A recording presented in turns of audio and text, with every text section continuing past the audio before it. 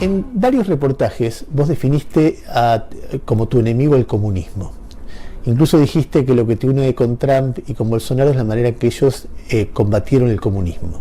¿Puedes definirnos qué es el comunismo? Básicamente el comunismo es un sistema colectivista que lleva al extremo el avance sobre la libertad y sobre la propiedad.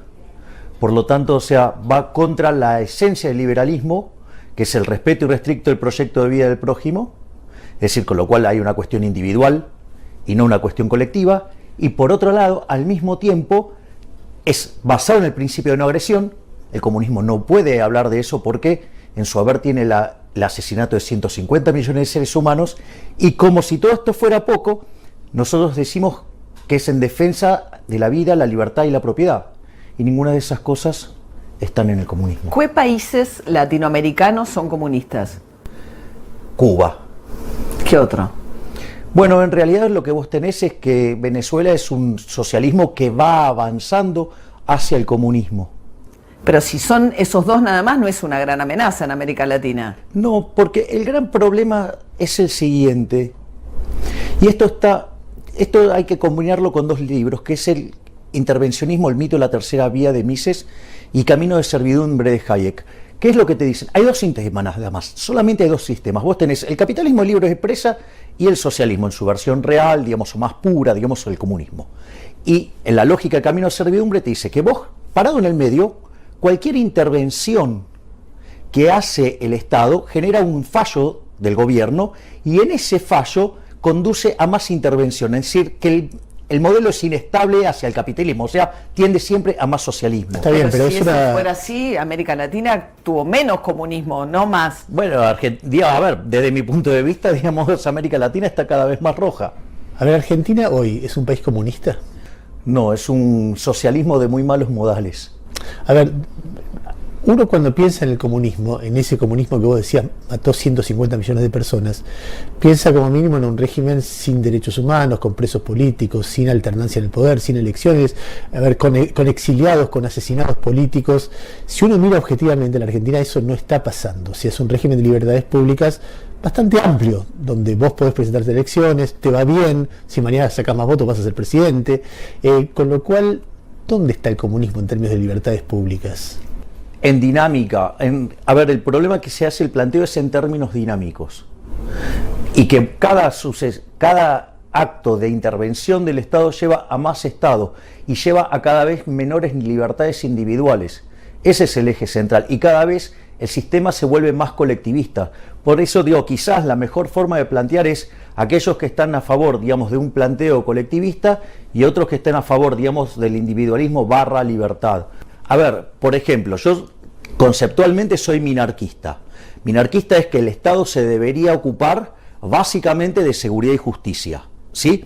Ahora, pero esto habría que cortar los planes sociales, habría la educación pública, el tema de los planes sociales, la universidad. Pero es por parte, a ver, los planes sociales en realidad, desde mi punto de vista, los beneficiarios de los planes sociales son víctimas del Estado. Es decir, como el Estado está tan presente, ahoga tanto la creación de riqueza y no se generan entonces puestos de trabajo, por ende son víctimas que quedan excluidas del sistema. Y lo peor de todo es que el círculo es vicioso, porque entonces como vos le tenés que dar asistencia, le tenés que sacar al resto de la economía que produce, y consecuentemente tenés menos capacidad de generar riqueza. Pero, ¿qué es lo que pasa? Vos no podés atacar a las víctimas del sistema, o sea, porque es una cosa profundamente injusta. Entonces, los planes sociales en realidad tienen que ser una situación donde los beneficiarios dejan los planes por un proceso virtuoso de crecimiento que se esté dando en la economía. Sí, eso te dice cualquiera. No, bueno, sí, pero el problema es cómo vos llegás a eso. Es decir, digamos, yo considero que hay que hacer todo un conjunto de reformas. Ejemplo, yo hablo de reformas de primera generación, segunda generación y tercera generación. Primera generación es reforma del Estado, que implica bajar el gasto público en áreas productivas donde hay mucho robo, para poder bajar impuestos que dejen de golpear la oferta, que te permita la acumulación de capital, desregular el mercado laboral hacia adelante. ¿Qué mercado, qué se cortaría el Estado? El 60% son jubilaciones. Bueno, por ejemplo, una de las cosas que vos podés cortar de cuajo es la obra pública, yendo a un sistema de iniciativa privada a la chilena. Vos podés cortar de cuajo, por ejemplo, las transferencias discrecionales de nación a provincia y de provincias a municipios. Vos podrías cortar de cuajo los subsidios económicos, pero redefiniendo la ecuación económica financiera del contrato para que el impacto en precio no sea tan alto. Entonces vos ahí, si querés, tenés casi 10 puntos del PBI que podés recortar y que eso además te permite bajar impuestos y liberar a la oferta.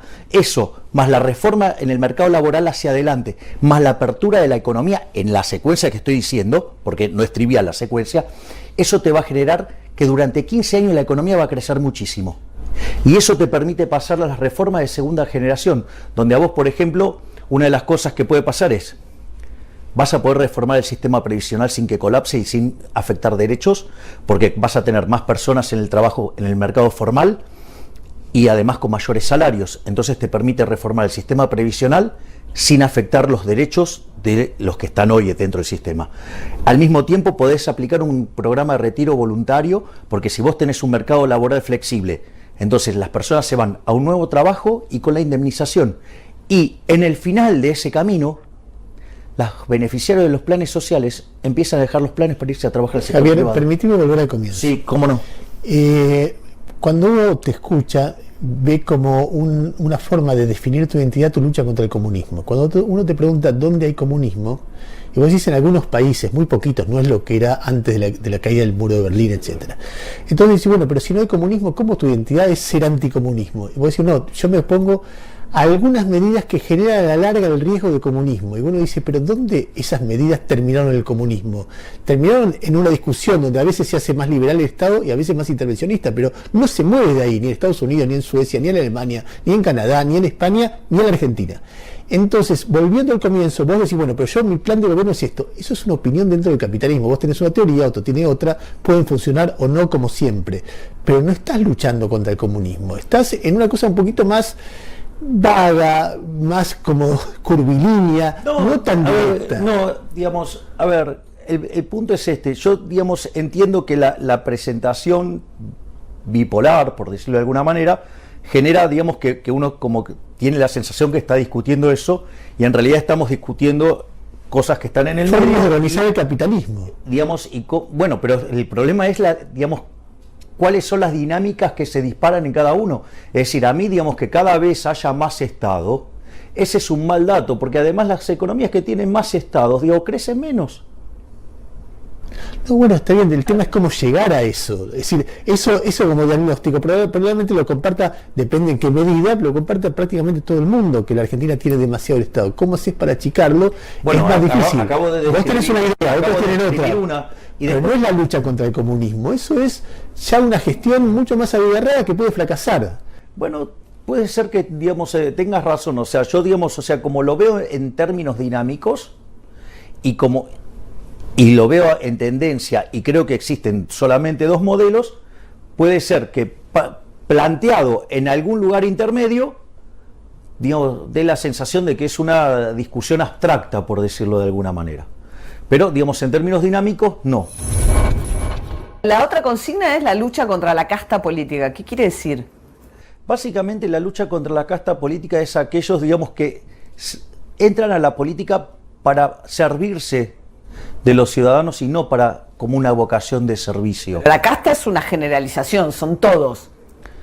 Bueno, en principio, o sea, hay gente que, yo digo, ahí tengo una opinión de gente que de repente está dentro del sistema, forma parte de la casta, pero no de manera malintencionada. Yo creo que a veces hay un problema de formación, un problema, digamos, de cómo vos haces la lectura de la realidad y cómo crees que se sale de esa situación.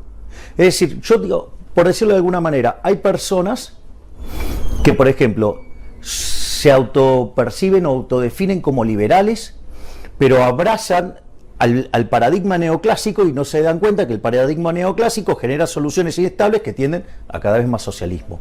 Entonces, pero lo que yo podría... Pero no entiendo, ¿qué quiere decir terminar con la casta política como consigna dentro de un sistema democrático? ¿Cómo se hace? A aquellos que, por ejemplo, van por proyectos que son fuertemente inmorales y que conducen a mayor pobreza.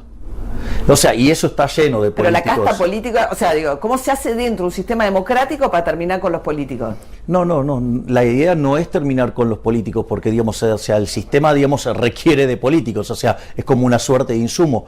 Lo que básicamente el planteo es un planteo de índole moral. ¿sí? Donde se define la política desde un criterio moral. Ejemplo, ¿qué es desde un criterio moral? Por un lado, vos tenés, yo digo, ¿qué es lo que no voy a hacer? No voy a hacer nunca. Jamás voy a subir los impuestos, jamás voy a crear nuevos impuestos, jamás voy a ir contra la libertad, jamás voy a ir contra la propiedad, jamás voy a ir contra la vida. Eso es lo que no voy a hacer. Y eso, digamos, hoy te diría que la mayor cantidad de los políticos argentinos, o sea, violaron, o sea, no queda uno que no haya violado algo de esto. O sea, para mí entonces eso es casta. Ahora, y después tiene que ver con los proyectos que yo pienso enviar, donde los proyectos se discute en primer lugar desde la cuestión moral. Esto, digo, el más emblemático es la eliminación del Banco Central. Es decir, la reforma financiera que a la postre termina con el Banco Central. El planteo es moral, porque yo te digo, María, ¿vos estás a favor del robo? Y no vas a estar a favor del robo, porque sabes que está mal. Si yo te digo, ¿estás a favor de la corrupción? Me vas a decir que no, porque estás en contra de la corrupción. Ahora, sucede que el Banco Central nos roba 5 puntos del PBI con el impuesto inflacionario, que además tiene el agravante de que le pega entre 25 y 30 veces más fuerte que a los más vulnerables. Eliminando el Banco Central deja de haber inflación. Exactamente. Que ese es el problema, la existencia de una institución regulatoria. Claro, digamos, la inflación, digamos, o sea, es un... A ver, ¿qué es la inflación? La inflación es la pérdida del poder adquisitivo del dinero. No, yo entiendo, pero lo que quiero decir es, ¿no te da un poco de miedo a veces de estar equivocado? Que de repente vos llegás al poder, eliminás el Banco Central y no solamente no se te resuelve la inflación, sino que se te generan otros problemas porque perdiste capacidad regulatoria del Estado. ¿No te dan en algún lugar? No, pero para mí la libertad siempre es mejor. O sea, la regulación es mala. Está bien, pero lo que quiero decir es, ¿y si toda esta teoría no funcionara? Porque las teorías son así, a veces chocan contra la realidad, y si uno a veces pasa que por adherir ciegamente a una teoría, la pone en marcha y explota todo. ¿No tenés miedo que de repente no funcione esta tesis? Lo primero, digamos, o sea, por ejemplo, sobre la naturaleza monetaria de la inflación. Hay más de 4.000 años de historias que avalan mi posición respecto a la inflación. Hay gente que lo discute. Bueno, está bien, digamos, si está equivocada. Bueno, pero es un poco soberbio decir, fulano de tal, economistas muy renombrados del mundo, gente muy, que vos decís, bueno, está bien, unos tendrán una opinión, otros, decir, todos estos son unos tontos que no entienden qué hablan. Digamos, me parece que negar la naturaleza monetaria de la inflación es no entender el problema. Es decir, y es más, si aquellos que no adhieren a eso, hasta podés rastrear el origen del error. Es decir, yo, digamos, por ejemplo, cómo, digamos, o sea, no se van a equivocar los keynesianos con el tema de la inflación. Sí, que ellos creen que los precios se determinan como un markup sobre los costos. O sea, y vos podrías decir que es un markup sobre, digamos, los salarios. Entonces sucede que para ellos entonces la culpa de la inflación entonces es de los trabajadores y de los empresarios. Mentira. Es decir, que la lucha contra la casta es la lucha contra aquellos de la clase política que creen en medidas económicas que son perjudiciales para la gente. Que terminan haciendo daño a la gente y que después de haberlas experimentado y haber causado daño, siguen insistiendo con eso mismo por una cuestión de incentivos privados. Ahora, hablando de moral y de libertad, ¿no? De parte de un candidato que insulta, que falta el respeto, que le ha dicho gusanos, que ha agredido personalmente a muchos, y en términos de libertad también hay libertad de las elecciones sexuales, y has tenido palabras muy denigratorias para, por ejemplo, homosexuales, diciendo, sí, que dar plata del Estado es como... sí, ser homosexual con el ajeno, eso era, o ser ajeno. Alguien se puede sentir perfectamente ofendido por alguien que habla de esa manera una de las cosas, de una elección sexual. No, digamos, o sea, no porque, digamos, en el resto de mis conductas, o sea, justamente, digamos, yo no condeno ningún tipo de elección, básicamente porque soy liberal y, digamos, o sea, y para mí, digamos, pero o sea, me burlo. A ver, digamos, no es que me burlo, fue una definición, digamos, te puede parecer más correcta, menos correcta, digo, eso es una apreciación. A ver, el punto es el siguiente. Primero es el tema de lo que es la opinión. Tu opinión es tu opinión, mi opinión es la mía, y es mi propiedad y es tu propiedad, y o sea, yo no me meto con tu propiedad. O sea, ese punto uno. Punto dos, o sea, si nos vamos a poner a corregir los estilos que tiene cada persona, digo, entonces, digo, termina siendo, porque le molesta a alguien, termina siendo absolutamente algo que se vuelve una censura atroz, porque digamos, entonces cada una de las cosas que alguien dice y que a mí me molesta, entonces si yo entonces agarro y la censuro, digo, vamos a terminar directamente no diciendo nada. Bueno, pero Javier, cuando vos te escuchás decirle a otro gusano, zurdo de o bueno, variante de estas cosas, estamos diciendo, ¿te gusta escucharte así? A ver, yo digamos, o sea, respecto al caso que están hablando, digo, de esas palabras un poco fuertes que he utilizado, en realidad me parece que es mucho más grave lo que yo estaba denunciando. Es decir, a mí me parece muchísimo más grave que alguien utilice los recursos públicos para perseguir opositores. Vos denunciabas al jefe de gobierno de la Ciudad de Buenos Aires. Exactamente, que utiliza, digamos, los recursos del sector público para perseguir opositores o para hacer negocios, ¿sí? O para hacer cosas, ¿sí? Que van en contra de la población. Es decir, hace acuerdos políticos y los termina financiando con los impuestos que pagan los ciudadanos de la Ciudad Autónoma de Buenos Aires. ¿No tenés probado eso? No, digamos, o sea, pero digamos, o sea, hay situaciones, digamos, muy propias, muy complicadas, o situaciones donde, por ejemplo, parte de algunas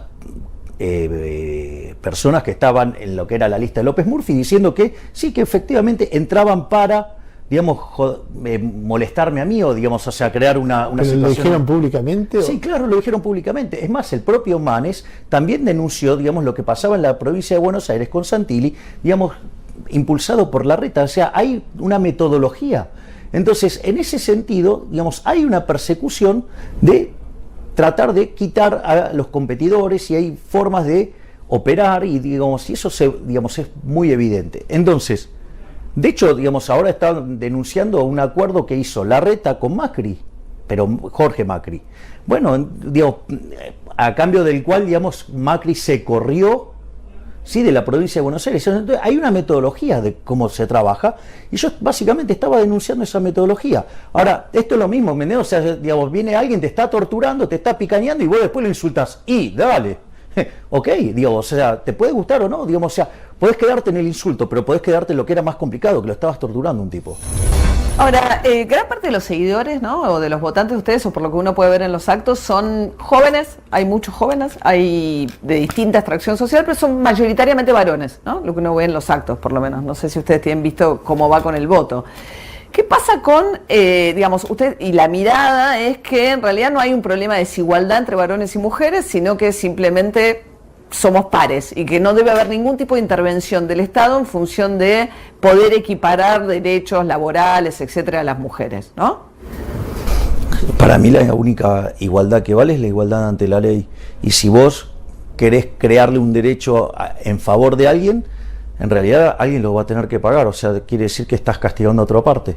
O sea, que los derechos en favor de las mujeres castigan a los varones. Si vos creás un derecho artificial por encima de lo que es la igualdad ante la ley, o digamos, o sea, en el fondo el derecho a la vida, a la libertad, a la propiedad, y vos, digamos, creás alguna condición exógena desde el uso del aparato represivo del Estado para dárselo a alguien, quiere decir que estás castigando a otro. Al hombre.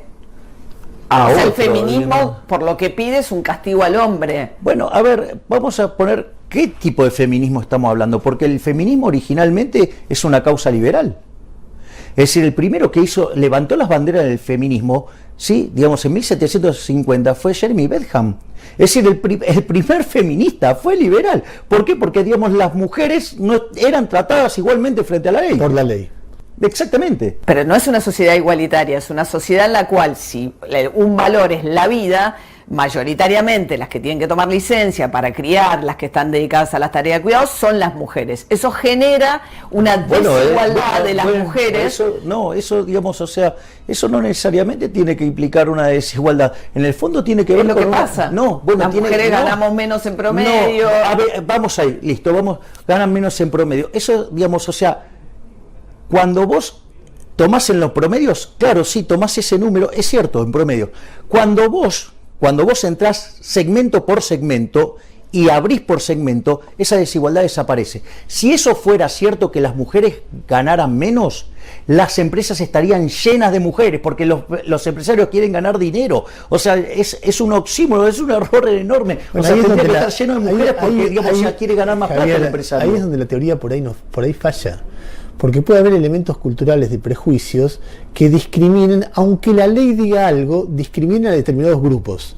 Entonces ahí se genera un dilema. Es cierto que si interviene activamente el Estado es a favor del grupo discriminado y no del otro, pero también es cierto que si no interviene el Estado convalida una discriminación pero, de hecho. No, pero a ver, parte de la vida es la discriminación. El día que vos elegiste tu pareja, al día que elegiste tu pareja, hay un montón que elegiste que no fueran.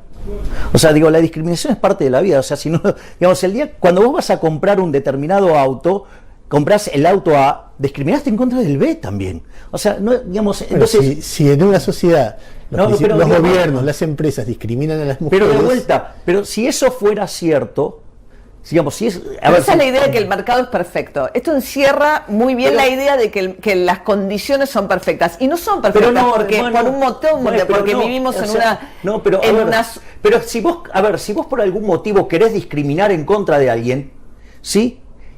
Ahora, el problema es que lo vas a pagar, o sea, te vas a tener que hacer cargo. Es decir, si alguien, digamos, o sea, por alguna cuestión en especial quiere tener más hombres. Porque las mujeres, por ejemplo, tienen hijos y se toman 3 meses de licencia porque son las que están más a cargo del cuidado de los chicos. Si los hombres cuestan más caros, supuestamente en esa teoría, que es falso, cuando lo sacás de la estructura de los promedios y vas segmento por segmento. ¿Por qué? Porque cuando vos ¿querés que te lo hago con un ejemplo muy simple? Para que veas. Porque el problema de la desigualdad. Muchas veces el problema es que no saben leer ni siquiera los números.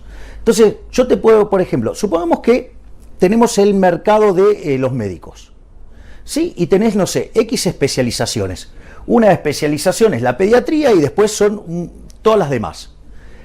Ahora, supongamos que, digamos, o sea, tenemos la población de mujeres y hombres idénticamente distribuidas, o sea, son los mismos, o sea, es más, tienen las mismas capacidades y todo. Ahora, sucede que las preferencias, lo voy a forzar un poquito para que se vea con claridad el problema, para que, suponete que ahora todas las mujeres deciden ser pediatras, entonces quedan todas las especializaciones restantes a repartirse entre los hombres.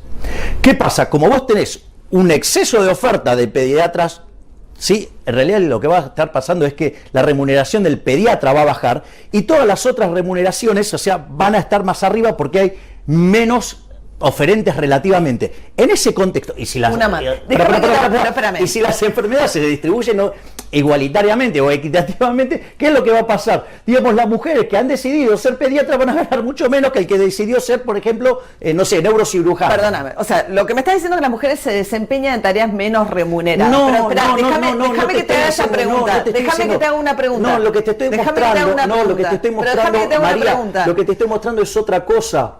Que ahí no hay ni, o sea, las mujeres ahí en ese caso estarían ganando menos por una decisión de ellas mismas, y no hay ningún elemento violento, o sea, es un proceso decisorio y querer cambiarlo lo único que va a hacer es generar daño. Vos decís que la principal trabajo que tienen las mujeres en la Argentina, que es limpiar casas, no. Pero déjame terminar, y que ganan, y que es el rubro con mayor informalidad, es porque las mujeres eligen todas como salida laboral, limpiar casas ajenas. No, no necesariamente. Es lo que pasa. Bueno, está bien, pero digamos, o sea, será una cuestión de elección de cada uno. Vos decís que las mujeres eligen mayoritariamente limpiar casas como salida laboral. Pueden elegir otra situación también. O sea, digamos... Podrían, pero... No, bueno, está bien. A ver, cuando inició el siglo XX... El porcentaje de mujeres en la universidad era el 10%, hoy el porcentaje es el 60%, por lo tanto, digamos, en dinámica, digamos, las mujeres, o sea, van a terminar llevándose los mejores puestos de trabajo de la economía, o sea, y de repente, digo, sí, quizás, o sea, te plantea una situación que te incomoda, que una mujer esté haciendo el trabajo de empleada doméstica y no te molesta, digamos, que de repente esté un hombre en el puerto llevando bolsas. Gana bastante mejor un empleado de puerto que una persona que limpia casas. Bueno, habrá un problema de oferta y demanda. Si vos lo querés arreglar por la fuerza, la solución siempre va a funcionar mal. Porque el punto central es, ¿qué definís como mercado? ¿Qué es para vos mercado? O sea, ¿qué es mercado? El mercado, digo, es un proceso de cooperación social donde los individuos intercambian derechos de propiedad voluntariamente. Entonces, cualquier solución que está ahí en el mercado, si vos crees que funciona mal... Cualquiera que interviene en ese mecanismo perfecto, lo arruina. Causa daño. Yo no dije que el mecanismo fuera perfecto. Casi perfecto. No. El mejor mecanismo que existe. Ah, es así. Es el mejor mecanismo que existe. Javier, pero está claro la diferencia, ¿no? Porque si yo las transacciones las hago voluntarias, cualquiera que se meta sobre mi transacción voluntaria siempre me va a está generar claro. daño. A mí me da miedo o sea, que... ahora digo, también, digamos, o sea, es un proceso de learning by doing, de aprendizaje en la práctica. Entonces, vos podés equivocarte también. La vida, ¿sabes qué? Contempla también que te equivoques. Entonces, digamos, ¿qué es eso? De repente... Si te equivocás mucho cuando llegas a un gobierno, podés hacer un zafarrancho. Bueno, pero para eso tenés la evidencia empírica. Javier, déjame hacerte, nos quedan unos pocos minutos y tengo un par de preguntas. La primera, cambio climático. Vos dijiste que el cambio climático es un invento del socialismo. Curiosamente, la inmensa mayoría de los líderes occidentales o de los líderes capitalistas creen que existe el cambio climático. Hay una cantidad de científicos de primer nivel, de las revistas científicas más respetadas del planeta. ¿No es también una forma de empacarse, una forma de una mirada como casi religiosa de negar la evidencia a esto? No, de hecho estoy abriendo el teléfono para pasarte todos los errores que han cometido los ecologistas a lo largo de los últimos 50 años. El concepto de cambio climático. ¿Vos no creés que hay una emisión de gases? Cuando vos tomas los últimos 50.000 años, la temperatura del planeta solamente cambió un grado. ¿Y los últimos 200? Está bien, ¿y por qué 200 si puedo mirar 50.000? ¿O acaso estás pensando que se termina en 200 años el planeta? Con el desarrollo industrial es un acelere de todo eso. No necesariamente. Digamos, o sea, está en los mismos niveles de los promedios. O sea, hay un grado de diferencia. Ahora, porque yo te voy a explicar dónde vienen estos problemas. O sea, primero, digamos, o sea... Sé sintético porque nos quedan 3 minutos y quiero hacerte una pregunta más. No, bueno, está bien, digamos. Te paso la evidencia empírica de la cantidad de errores y después te explico por qué los errores. Por ejemplo, en el 67 se proyectó una hambruna para el 75, no ocurrió. En el 69 todo desaparecerá en una nube de vapor azul en 1989. Seguimos acá. 1970 se pronosticaba para el año 2000 la nueva era del hielo. ¿Y de quién son esos pronósticos? Digamos, todos de los ecologistas. Está bien, puede haber equivocaciones, pero el concepto de cambio climático. Está bien, digamos, yo vengo acá para marcarte. No para son marcarte, comunistas, Angela Merkel. No, pero para Ernesto, mira, tenés 1, 2, 3, 4, 5, 6, 7, 8, 9, 10, 11, 12 errores groseros a lo largo de los últimos 50 años. Tanto en el cambio climático, que todos, como en la relación con el lugar de las mujeres en la sociedad, como la manera de manejar la economía, vos ves una creencia, pero realmente que a mí me resulta muy impactante, en la autorregulación de las sociedades. Yo creo en el individuo, sí. No, el individuo es una cosa, la autorregulación de las sociedades es otra. Yo también creo en el individuo, pero creo que a veces hay que regular algunas cosas. Entonces pero no crees en los individuos, pero crees que algunos son tontos y los tenés que corregir por la fuerza. Creo que hay un debate muy profundo en el capitalismo respecto de esto, y que vos en cada una de las áreas lo definís con un simplismo que a mí me asusta, porque me doy cuenta que es muy difícil encontrar un lugar donde esas experiencias se llevaron a cabo. Entonces, en algún momento empiezo a pensar, esto es un dogma. Esto es una fe ciega, esto no es una teoría, esto no es ciencia, esto es un dogma que, puesto a manejar un gobierno, termina en un desastre. A vos te puede parecer un dogma, por ejemplo, lo que pienso de la inflación, pero si querés te lo regalo yo. Hay un libro que se llama 4.000 años de control de precios y salarios. El subtítulo es ¿Cómo no combatir la inflación? La inflación es siempre y en todo lugar un fenómeno monetario, es decir, no entender, digamos, cuando vos estudiás toda la historia del dinero, entonces te das cuenta de dónde viene el problema. O sea, y te podría... Es más, ¿sabes quiénes son los primeros que encontraron la relación entre precios y dinero? La escuela de Salamanca, los escolásticos, ¿sí? Digamos, durante el siglo XVI. Adivina qué es lo que pasaba en España. ¿Por qué lo descubrieron los españoles? Porque les vino todo el oro de América. ¿Y qué pasó? Cuando metieron todo el oro, aumentó la oferta de oro, bajó el poder adquisitivo del oro, todos los precios en unidades de áurea subieron. Te hago 2 preguntas por sí o por no. ¿Sos religioso? Yo creo en Dios, sí. ¿Y estás vacunado contra el coronavirus? No. ¿Por qué? Porque todavía no hay suficiente evidencia empírica, digamos, que pruebe que las vacunas funcionan. De hecho, digamos, todos los acuerdos que piden los laboratorios a los países para poder ingresar las vacunas son la clara contracara de que todavía no tienen todas las pruebas empíricas suficientes. ¿Te parece que la gente se equivoca cuando se vacuna? No. Si es una decisión personal, no. ¿Cómo, digamos? O sea, no, está bien, pero vos a un amigo le recomendarías que se vacune o que no. Yo le recomendé a mis padres que se vacunen. ¿Y por qué si no está probado que funcione? Pero ellos son un grupo de riesgo, que es muy diferente al grupo al que yo pertenezco. Gracias. Gracias a ustedes.